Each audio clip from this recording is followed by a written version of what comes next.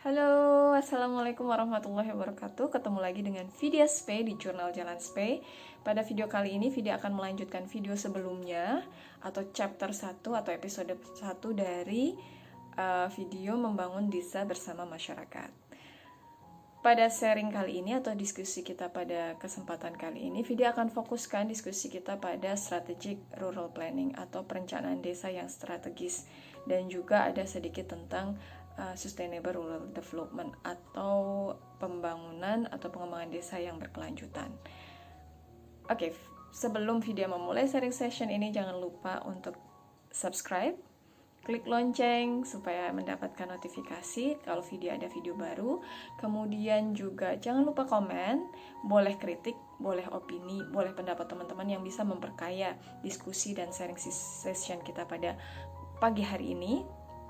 Dan juga jangan lupa like ya. Terima kasih banyak. Sebelum kita masuk ke topik utama bahasan dari video kali ini, tentang strategic rural planning atau perencanaan desa yang strategis dan sustainable rural development atau perencanaan desa yang berkelanjutan, kita terlebih dahulu mencari tahu pengertian apa itu desa gitu ya, dan apa itu perencanaan. Apa sih pentingnya perencanaan? Ada pendekatan apa saja sih dalam perencanaan itu? Kemudian apa sih sebenarnya manfaat perencanaan itu?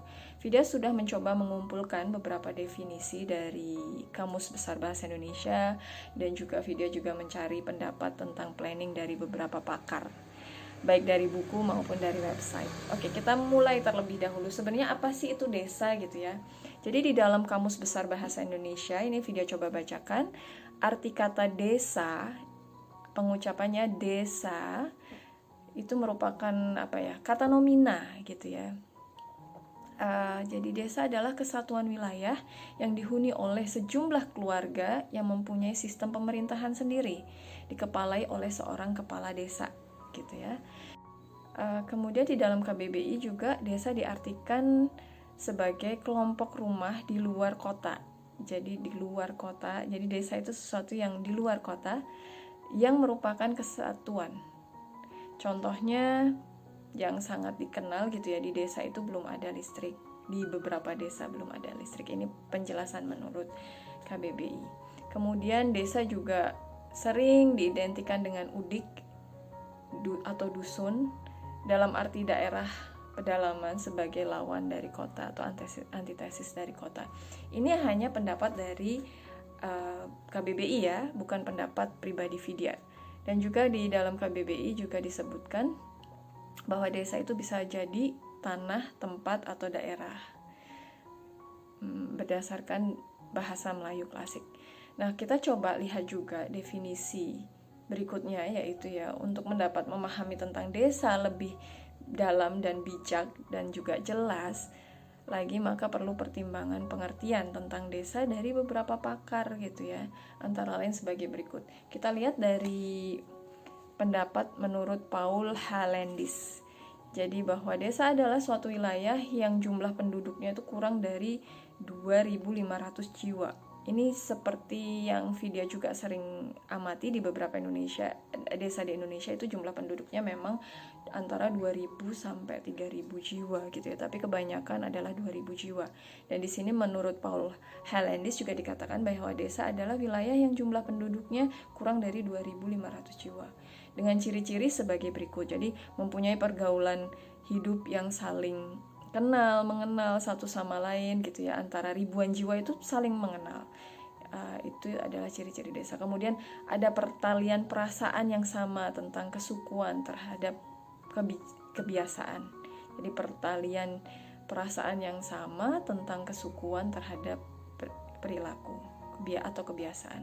Kemudian juga cara berusaha berekonominya mayoritas adalah agraris yang paling utama, yang sangat dipengaruhi oleh alam sekitarnya seperti iklim, keadaan alam, kekayaan alam. Sedangkan pekerjaan yang bukan agraris adalah bersifat sambilan gitu ya. Ini menurut pendapat Paul Halandis.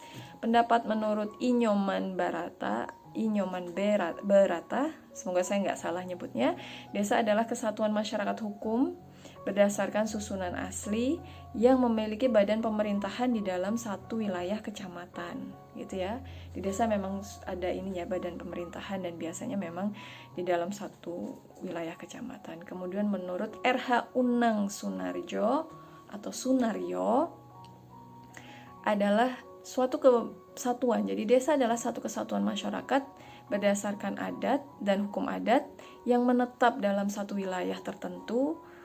Batas-batasannya memiliki ikatan lahir dan batin yang sangat kuat, baik karena seketurunan maupun karena sama-sama memiliki kepentingan politik, ekonomi, sosial, dan keamanan yang sama. Memiliki susunan pengurus yang dipilih oleh bersama, yang dipilih oleh masyarakat atau bersama, kemudian memiliki kekayaan dalam jumlah tertentu dan berhak menyelenggarakan urusan rumah tangganya sendiri. Ini juga menurut saya sangat mendekati definisi desa. Kemudian menurut Venor Finch dan Glenty, kemudian Triwarta, itu mengartikan desa adalah tempat tinggal yang terdiri dari persawahan dan bangunan sederhana.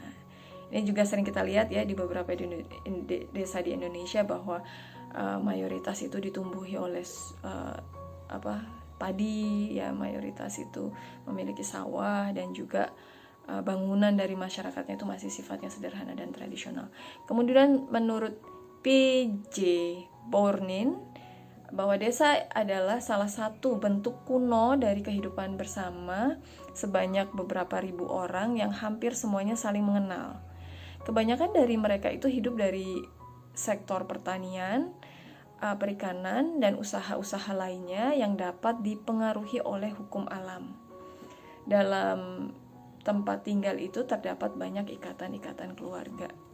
Mungkin ini translate-nya bukan kuno mungkin ya, tapi lebih konservatif gitu, atau tradisional lah. Saya lebih setuju menggunakan kata tradisional daripada kuno gitu ya. Cuman ya di sini hanya mungkin translate-nya saja.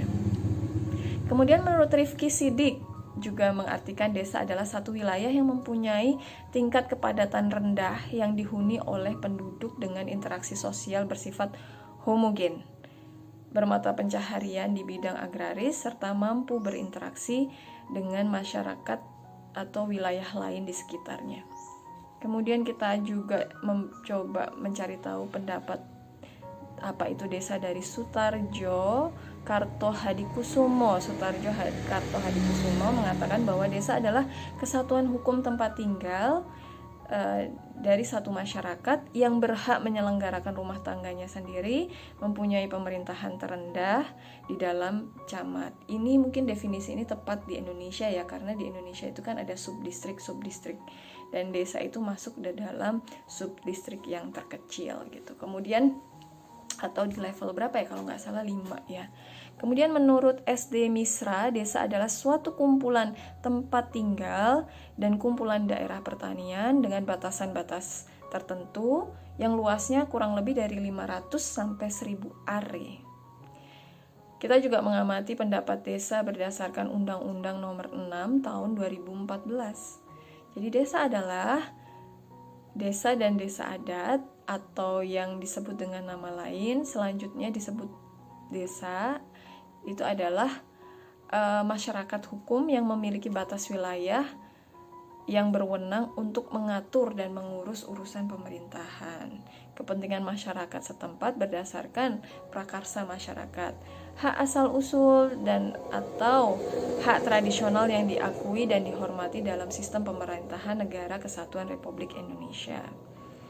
Oke, saya rasa nggak akan melanjutkan ini terlalu jauh.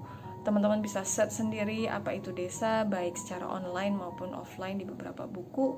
Tapi kurang lebih sama ya, jumlah penduduknya tidak terlalu padat, antara 2.000 hingga 3.000 atau 2.500 jumlah jiwa gitu ya. Kemudian memiliki sistem pemerintahan sendiri, dan itu juga diakui oleh negara Negara Kesatuan Republik Indonesia atau NKRI. Oke, setelah kita mengetahui apa itu definisi desa, kita lanjut ke apa itu planning atau what is planning, apa itu perencanaan. Coba video bacakan juga what is planning in general firstly. Jadi planning is the process of thinking about the activities required to achieve a desired goal. It is the first or foremost activity to achieve desired result. It involves the creation and maintenance of a plan, such as psychological aspect that require conceptual skill. There are even a couple of tests to measure someone's capability of planning well. As such, planning is fundamental property of intelligent behavior. An important further meaning, often just called planning, is the legal context of permitted building development.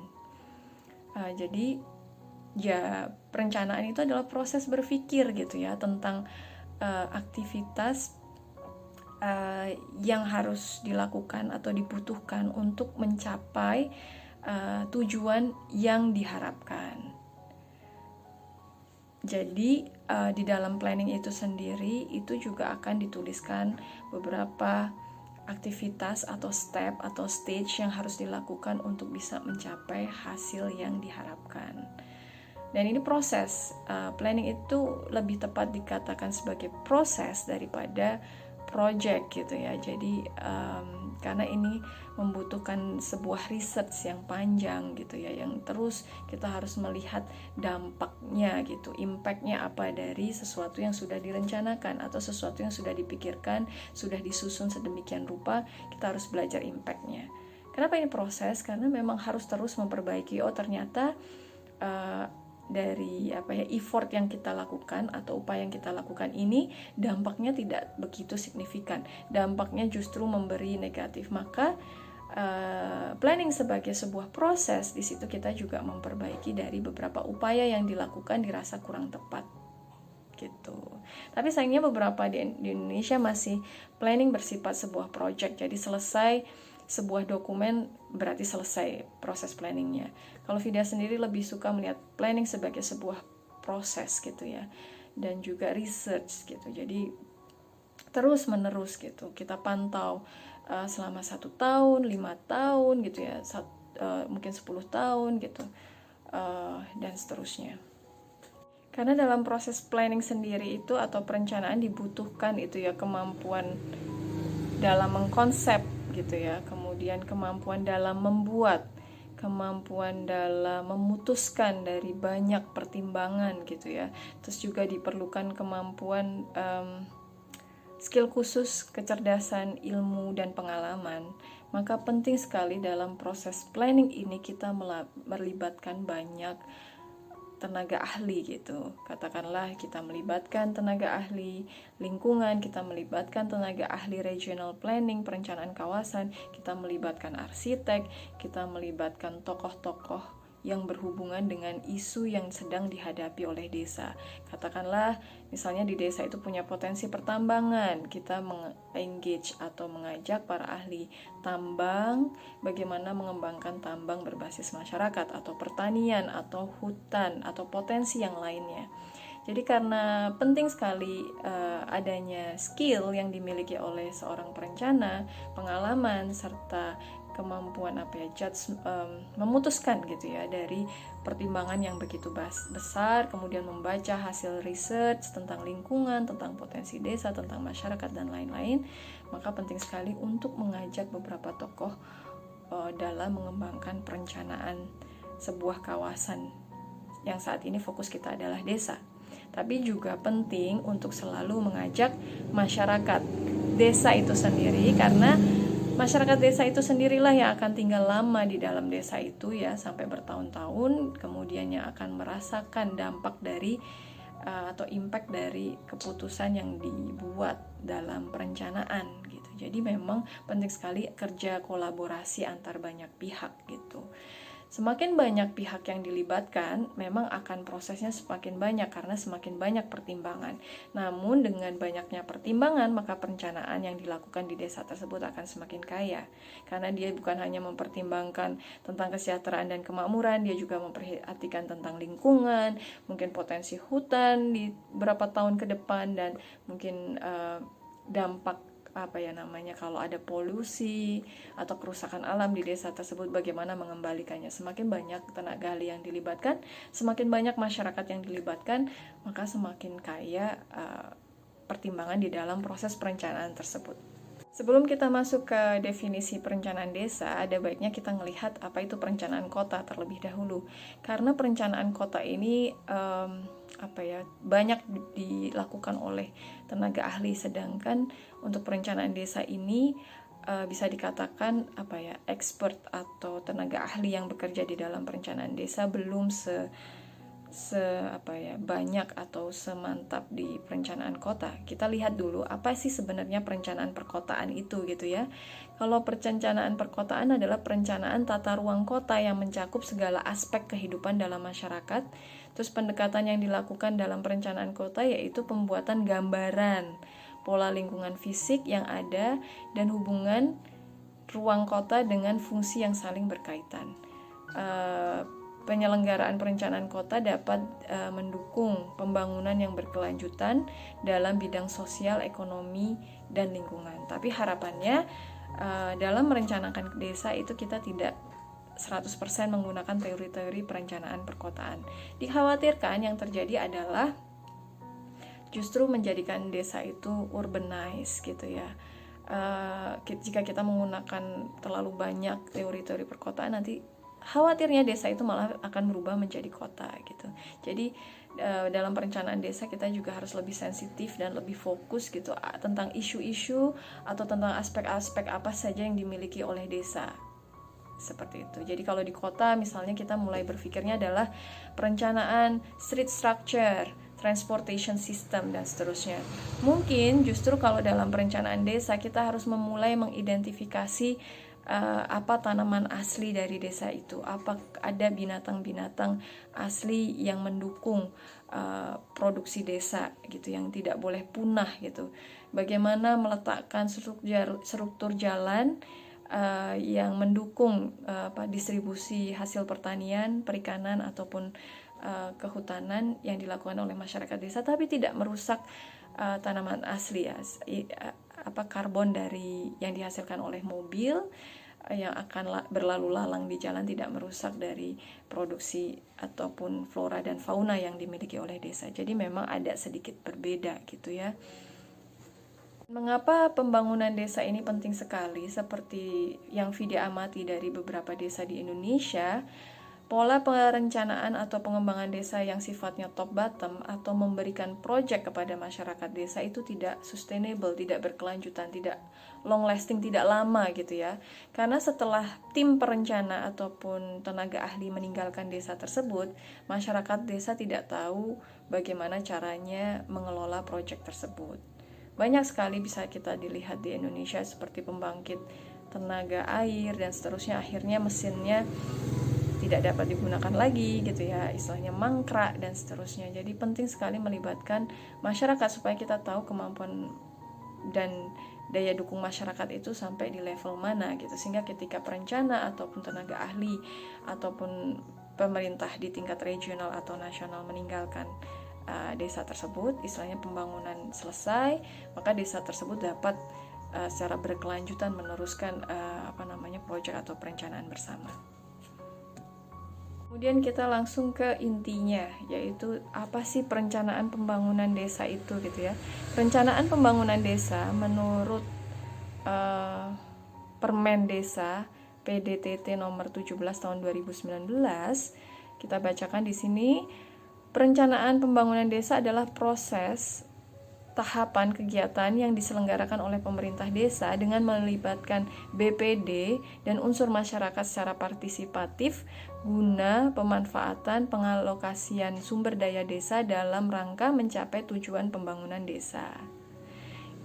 Nah, kita menuju ke pembangunan yang partisipatif tuh apa sih? Gitu ya. Pembangunan partisipatif adalah suatu sistem pengelolaan pembangunan di desa dan kawasan perdesaan yang dikoordinasikan oleh kepala desa dengan mengedepankan kebersamaan, kekeluargaan, kegotong royongan guna mewujudkan pengarusutamaan, perdamaian, dan keadilan sosial. Nah, menanggapi tentang definisi ini sebenarnya penting sekali gitu. Jadi dalam perencanaan desa kita harus melibatkan partisipasi aktif dari masyarakat desa gitu ya. Semakin banyak yang dilibatkan, dalam artian adalah kita melibatkan bapak-bapak ya yang bekerja sebagai petani, bapak-bapak yang bekerja sebagai peternak, bapak-bapak yang bekerja mungkin di sektor nelayan, bapak-bapak yang bekerja di pengolahan hasil bumi ataupun kehutanan gitu ya. Kemudian juga melibatkan ibu-ibu yang mungkin memiliki usaha sambilan, pendidikan anak, bekerja di posyandu, puskesmas dan seterusnya yang ada di desa tersebut. Kemudian beberapa orang yang bekerja itu mendukung pembangunan, misal katakanlah pendidikan desa atau kesehatan desa ataupun aspek kewirausahaan desa, dan juga aspek lainnya seperti lingkungan juga perlu dilibatkan. Kenapa? Karena dalam proses perencanaan itu kita harus punya komprehensif perencanaan yang baik adalah perencanaan yang sangat komprehensif yang melibatkan dan melihat banyak isu dari desa tersebut dan juga melibatkan banyak aspek penting di desa tersebut. Jadi bukan hanya merencanakan perumahan desa yang akhirnya dibangun rumahnya merusak lingkungan. Bukan hanya tentang pembangunan jalan gitu ya, dibangun jalannya rusak tanaman aslinya. Jadi penting melibatkan banyak masyarakat. Jadi masyarakat bisa berpendapat, menyampaikan pengalamannya dan pengetahuannya, dan itu yang kita rangkum bersama yang akan digunakan sebagai dasar pertimbangan bersama sebelum kita mengambil keputusan bersama. Setelah perencanaan desa itu kita juga akan membaca tentang pembangunan desa. Apa sih pembangunan desa itu menurut Permen tadi ya, Permen Desa PDTT nomor 17 tahun 2019. Jadi pembangunan desa adalah upaya peningkatan kualitas hidup dan kehidupan untuk sebesar-besarnya kemakmuran masyarakat desa. Jadi memang tujuan dari pembangunan itu adalah memakmurkan dan mensejahterakan masyarakat. Jadi penting melibatkan masyarakat, jangan sampai yang kita sukseskan adalah keinginan para investor saja, tapi penting untuk sebesar-besarnya kemampuan masyarakat desa. Karena perbedaan antara desa dan kota, di desa itu biasanya sudah ada masyarakat yang tinggal di situ secara turun-temurun, memiliki adat istiadat sendiri, kebiasaan sendiri, perilaku sendiri, dan juga bagaimana mereka merespon dengan sangat aktif iklimnya, temperaturnya gitu ya, desa, alamnya dan seterusnya. Kemudian kenapa penting kemakmuran dan kemasyarakatan kesejahteraan desa? Itu bisa dicapai dengan pemberdayaan masyarakat desa atau empowering rural community ya. Jadi pemberdayaan. Jadi apa sih pemberdayaan masyarakat desa? Kita sering dengar ya, pemberdayaan ya, bukan memperdayakan masyarakat desa, karena beda pemberdayaan masyarakat desa dan memperdayakan masyarakat desa. Kalau kita hanya menjadikan masyarakat desa sebagai buruh, tanahnya dibeli oleh investor dalam jumlah besar hanya untuk mementingkan kepentingan para investor saja gitu ya, dan penanam modal ataupun saham ataupun orang pendatang gitu ke desa tersebut, itu namanya memperdaya masyarakat gitu. Nah, di dalam pemberdayaan masyarakat desa adalah, jadi apa itu pemberdayaan? Masyarakat desa adalah upaya mengembangkan kemandirian dan kesejahteraan masyarakat dengan meningkatkan pengetahuan, sikap, keterampilan, perilaku, kemampuan, kesadaran, serta memanfaatkan sumber daya melalui penetapan kebijakan, program kegiatan pendampingan, serta yang sesuai dengan esensi masalah dan prioritas kebutuhan masyarakat desa.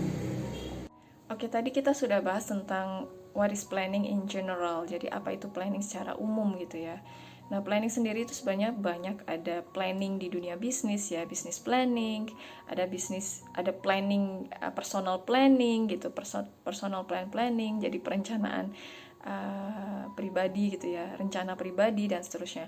Tapi pada kesempatan kali ini kita akan fokuskan lebih kepada regional planning, jadi perencanaan desa secara kewilayahan ataupun spatial planning gitu ya, jadi perencanaan space desa gitu, segala sesuatu yang berhubungan dengan kewilayahan gitu. Kenapa regional planning atau perencanaan kawasan ini penting? Jangan sampai desa itu yang kadang tidak disadari, ini juga dialami di beberapa desa di Indonesia, nggak adanya perencanaan spasial yang baik atau perencanaan kawasan yang baik, perencanaan area yang baik.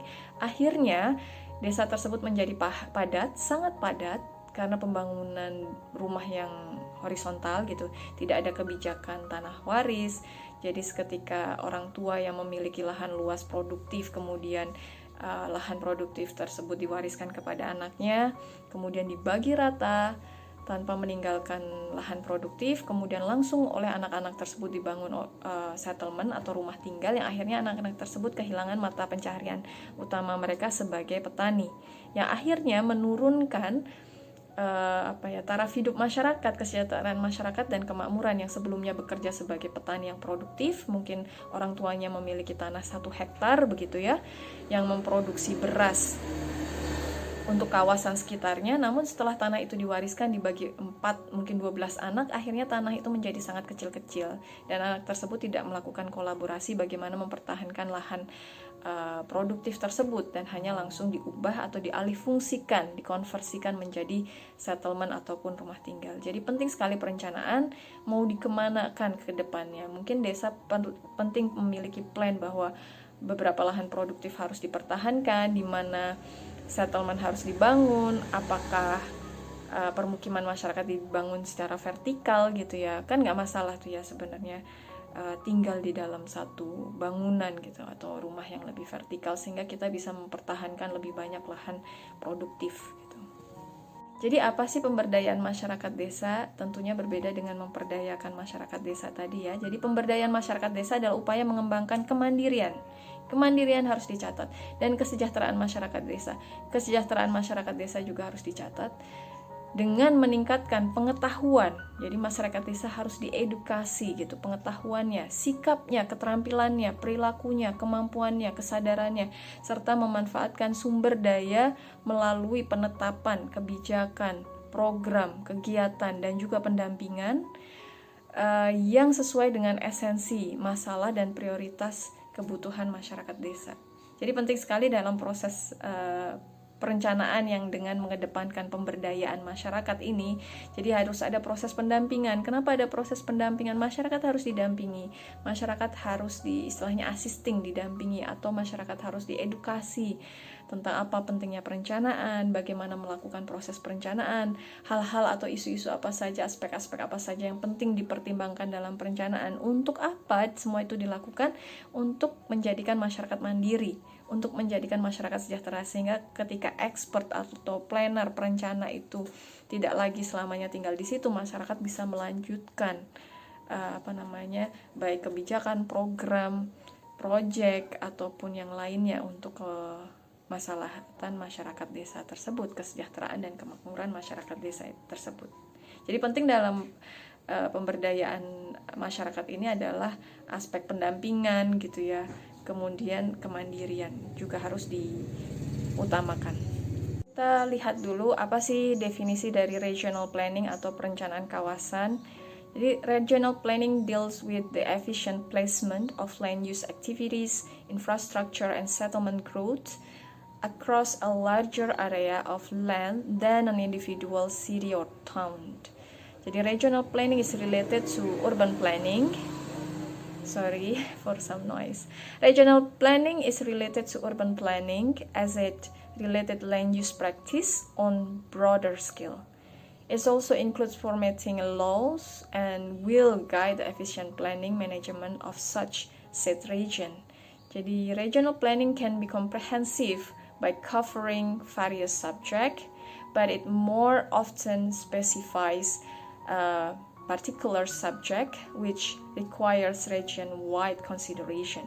Jadi di dalam regional planning itu kita punya banyak skala gitu. Ketika merencanakan apa sih manfaatnya kawasan ini bagi kawasan sekitarnya, kita harus punya perencanaan yang komprehensif, melihat dia sebagai satu kesatuan dari wilayah yang besar.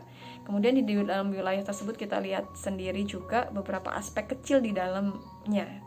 Jadi banyak sekali isu yang harus dipertimbangkan, kita bekerja dari banyak dimensi dan scale. pentingnya dia terhadap kawasan yang lebih luas dan sekitarnya, kemudian ada aspek apa saja di dalam kawasan itu tadi gitu ya. Kita coba melihat regional planning, apa itu perencanaan menurut kementerian ya.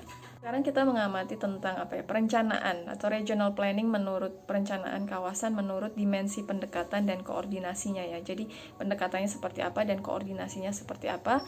Ini saya ambil dari Bappenas gitu. Jadi proses perencanaan pembangunan nasional atau perencanaan menurut dimensi pendekatan dan koordinasi itu terdiri dari 3. Jadi ada perencanaan makro, ada perencanaan sektoral, ada perencanaan regional, dan ada perencanaan mikro. Apa sih perencanaan makro? Jadi perencanaan pembangunan nasional dalam skala makro atau menyeluruh gitu ya. Dalam perencanaan makro ini dikaji beberapa pusat pertumbuhan ekonomi dapat dan akan direncanakan. Beberapa besar tabungan masyarakat dan pemerintah akan tumbuh. Terus bagaimana proyeksi dan hal-hal lainnya secara makro dan menyeluruh. Kajian ini dilakukan untuk menentukan tujuan sasaran yang mungkin dicapai dalam jangka waktu rencana dengan memperhitungkan beberapa variabel ekonomi mikro. Perencanaan makro ini dilakukan dengan melibatkan dan perhitungan secara cermat berkaitan dengan perencanaan sektoral dan regional. Nah, nanti juga ada perencanaan sektoral atau perencanaan yang dilakukan dengan pendekatan berdasarkan sektor. Yang dimaksud dengan sektor adalah kumpulan kegiatan atau program yang mempunyai persamaan ciri serta tujuan gitu ya. Jadi pembagian menurut klasifikasi fungsional sebagai sektor, maksudnya untuk mempermudah perhitungan-perhitungan dalam mencapai sasaran makro. Terus nanti juga ada perencanaan dengan dimensi pendekatan regional. Nah, ini yang sudah kita bahas tadi, menitik beratkan pada aspek lokasi di mana kegiatan dilakukan. Pemerintah daerah mempunyai kepentingan yang berbeda dengan instansi-instansi di pusat gitu, dalam melihat aspek ruang di suatu daerah. Departemen atau lembaga pusat dengan visi atau kepentingan menitik beratkan sektoral, melihat lokasi atau kegiatan gitu ya. Sedang pemerintah daerah dengan titik berat pendekatan pembangunan regional, wilayah atau daerah merupakan kegiatan untuk lokasi gitu. Jadi setiap lokasi kalau pembangunan regional ini memiliki potensi yang berbeda gitu ya, tidak bisa disamakan. Kadang beberapa fokus utama dari perencanaan makro itu tidak bisa secara langsung diterapkan pada perencanaan di level regional, karena di level regional itu lebih melihat kemampuan dari lokasi tersendiri. Jadi ciri khas atau keunikan dari masing-masing lokasi. Tadi yang terakhir, yang keempat, ada perencanaan mikro, adalah perencanaan skala rinci dalam perencanaan tahunan yang merupakan penjabaran rencana baik makro, sektoral maupun regional dalam susunan proyek-proyek dan kegiatan, berbagai dokumen perencanaan dan penganggarannya gitu ya. Jadi secara operasional perencanaan mikro ini adalah perencanaan mikro ini antara lain tergambar dalam daftar isian proyek DIP, kemudian petunjuk operasional PO, rancangan kegiatan gitu ya. Terus perencanaan ini merupakan unsur yang sangat penting karena pada dasarnya pencapaian tujuan dan sasaran pembangunan baik untuk PJP 2 maupun tertulis dalam Repelita ke-6 gitu. Jadi seluruhnya tuh diandalkan pada implementasi dan rencana-rencana di tingkat mikro. Efektivitas, efisiensi menjadi masalah nasional sehari-hari dapat ditelusuri gitu penanganannya dan perencanaan dan pelaksanaannya secara tingkat mikro. Jadi keterkaitan antara perencanaan makro, sektoral, regional, dan mikro dapat dilihat. Jadi penting banget ini ya, 4 perencanaan ini. Kadang kita dalam melakukan perencanaan skala mikro kita juga harus melihat agenda nasional gitu ya, perencanaan makro, walaupun kita tidak menuruti 100%. Misalnya fokus dari pemerintah saat ini adalah pembangunan desa, sektor wisata. Kita bisa melihat apakah di desa kita memiliki sektor pariwisata, atau mungkin lebih pada peningkatan visi besarnya adalah menjadikan negara Indonesia sebagai negara agraris atau pensuplai sumber daya alam dan bahan makanan gitu ya, untuk menanggulangi pangan gitu ya, untuk kemandirian pangan dan seterusnya. Apakah ada desa kita yang bisa dikembangkan untuk mendukung program nasional? Tapi juga penting bagi pemerintah daerah atau regional melihat potensi dari masing-masing lokasi. Katakanlah mungkin program nasional itu lebih fokus pada pariwisata dan agraris gitu, untuk kemandirian pangan dan peningkatan sektor gitu ya pariwisata. Jadi tadi sektoral itu penting sekali. Jadi ada beberapa sektor khusus gitu ya, seperti pariwisata itu sektor, penuntasan permukiman kumuh itu sektor. Jadi permukiman kumuh, kemudian agraris juga satu sektor tertentu gitu. Jadi kita bisa ngelihat perencanaan makro di level nasional seperti apa, apakah ada juga perencanaan di level sektoral gitu, yang biasanya di sana juga ada pendanaan, investasi, pendampingan dan seterusnya. Kemudian juga perencanaan di level regional, apa sih rencana pemerintah daerah, dan juga biasanya di level regional pemerintah daerah lebih melihat apa sih yang dibutuhkan oleh masyarakat kota ataupun desa di kawasannya gitu, yang menjadi tanggung jawabnya. Kemudian perencanaan mikro ini sangat penting sekali, karena di sini sudah berisi tentang penjabaran detail tentang perencanaan kedepannya seperti apa, program-program apa yang akan dilakukan, proyek-proyek apa yang akan dilaksanakan atau dibuat dan dilaksanakan, kemudian kebijakan apa yang akan diterapkan atau policy apa yang akan diterapkan di dalam satu wilayah gitu ya. Apakah mempertahankan konservasi lahan produktif, pertanian, kemudian pembangunan irigasi gitu, pembangunan pasar untuk masyarakat desa, pembangunan jalan dan seterusnya. Jadi di sini sudah detail siapa pelaksananya, kapan akan dilaksanakan, penganggarannya seperti apa, sumber dananya dari mana saja dan seterusnya. Jadi begitu. Jadi penting sekali melihat perencanaan makro, perencanaan sektoral, perencanaan regional, dan juga perencanaan mikro gitu ya. Jadi apa saja sih di dalam perencanaan itu yang perlu dipertimbangkan, perlu dituliskan, perlu diperhatikan gitu ya. Jadi perencanaan sendiri itu kan sebenarnya kita melihat masa depan. Jadi ketika kita melihat masa depan itu proses menentukan apa yang akan dicapai di masa depan dari desa itu. Jadi seperti hidup kita punya masa depan, kita pengen anak-anak kita sekolah tinggi gitu.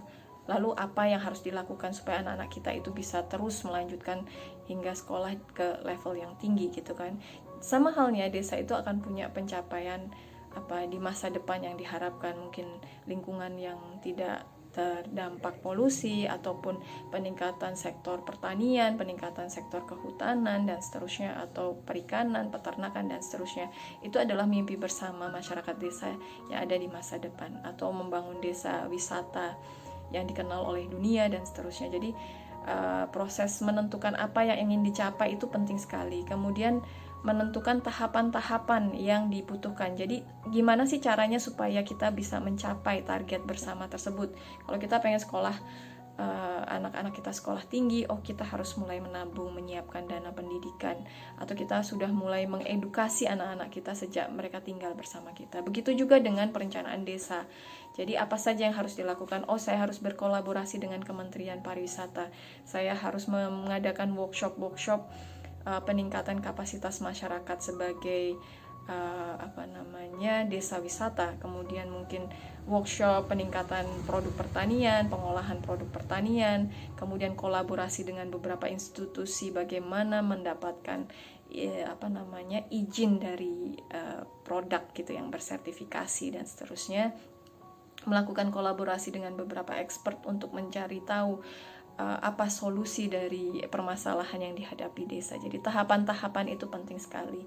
Dalam artian misal kita ingin mempertahankan lahan produktif, kita mendatangi arsitek ataupun planner bagaimana merencanakan desa agar lahan produktifnya tidak berkurang, bagaimana mengembangkan vertical housing dan seterusnya.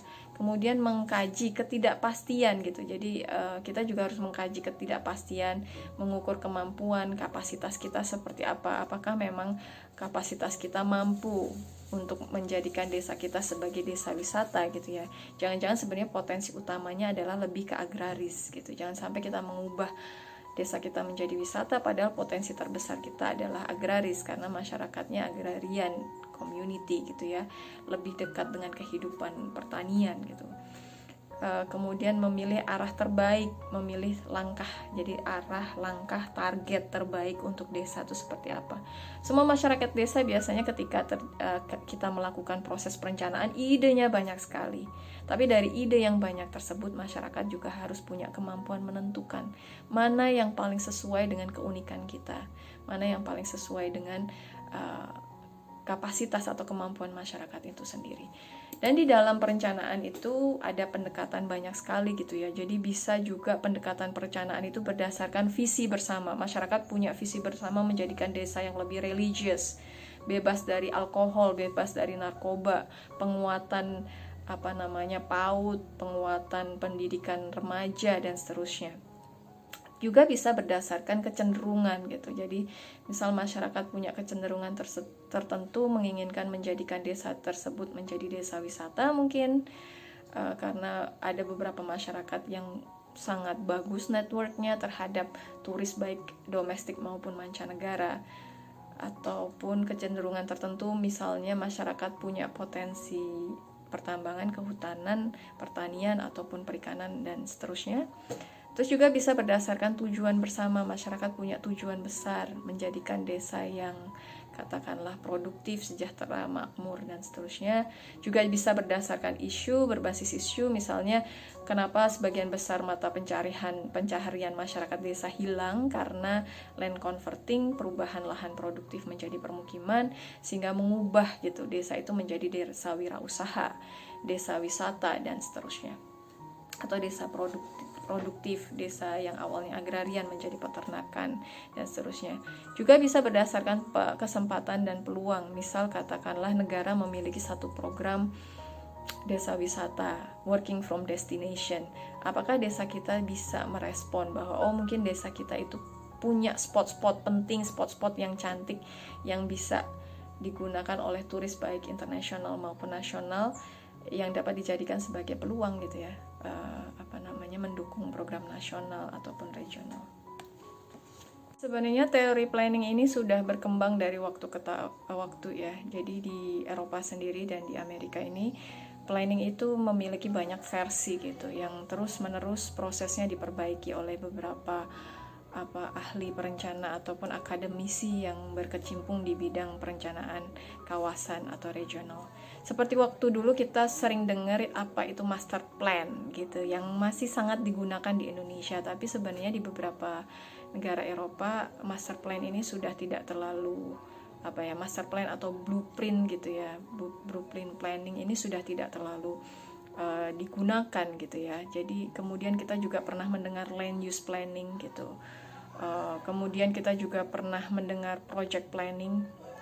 Kemudian kita pernah juga mendengar strategic spatial planning, itu versi terbarunya. Jadi ada spatial development planning, kemudian ada sustainable development planning, ada juga integrated area development. Sedangkan di Eropa khususnya di Belgium sekarang itu mereka lebih fokus pada social innovation gitu. Jadi inovasi sosial dalam perencanaan dan seterusnya. Jadi versi perencanaan itu dari waktu ke waktu sebenarnya berkembang dan terus diperbaiki gitu ya. Dari yang awalnya perencanaan itu sifatnya lebih top bottom, jadi para ahli itu seperti dianggap sebagai dewa dalam menentukan apa sih perencanaan ke depan yang cocok. Jadi planner waktu itu, arsitek dilihat sebagai dewa yang boleh menentukan proyek-proyek apa, policy apa, kebijakan-kebijakan apa untuk satu wilayah. Kemudian berkembang ke sekarang ada yang namanya bottom up approach, kita melibatkan masyarakat sekitar dalam menentukan apa rencana ke depan, apa proyek-proyek dan program yang sesuai. Kemudian jadi di pendekatan planning sendiri itu ada top bottom approach atau dari atas ke bawah. Pendekatan dari atas ke bawah berarti tenaga ahli, pemerintah pusat itu menentukan rencana ke depan yang kemudian disusun gitu menjadi target-target. Tapi juga ada bottom up approach, jadi pendekatan dari bawah ke atas gitu ya. Jadi ide-ide masyarakat itu ditampung, masyarakat di empower, jadi ada empowering rural community, masyarakat pemberdayaan masyarakat gitu ya, dibangun kemandiriannya, ditanya apa kebutuhannya dan seterusnya. Dan sekarang kalau yang sedang banyak dikembangkan di Eropa, khususnya Belgia, yang berkaitan dengan social innovation adalah tentang social innovation. Pendekatannya adalah lebih ke bottom line governance. Jadi kita melibatkan masyarakat di level pelaksana ataupun orang yang tinggal di satu wilayah, dan juga menyambungkan dengan program-program yang ada di pemerintah. Jadi terhubung gitu, lebih sifatnya kolaboratif tapi juga tetap inklusif. Oke, pada video kali ini Vidya tidak akan memperpanjang. Kurang lebih kita tahu terlebih dahulu apa itu perencanaan, apa pentingnya perencanaan dari beberapa ahli, kemudian gimana perencanaan itu berkembang, dan terdapat beberapa versi dari waktu ke waktu, dan kenapa yang kita juga harus mengetahui bahwa yang membutuhkan perencanaan bukan hanya masyarakat kota saja tapi juga desa. Oke, saya mohon maaf jika ada sedikit crowded di belakang karena ini sudah mulai pagi. Saya mengucapkan mohon maaf jika ada kesalahan, dan terima kasih banyak. Wassalamualaikum warahmatullahi wabarakatuh. Ketemu lagi di video-video berikutnya. Jangan lupa subscribe, like, klik lonceng notification, dan share ke beberapa teman kalian. Wassalamualaikum warahmatullahi wabarakatuh.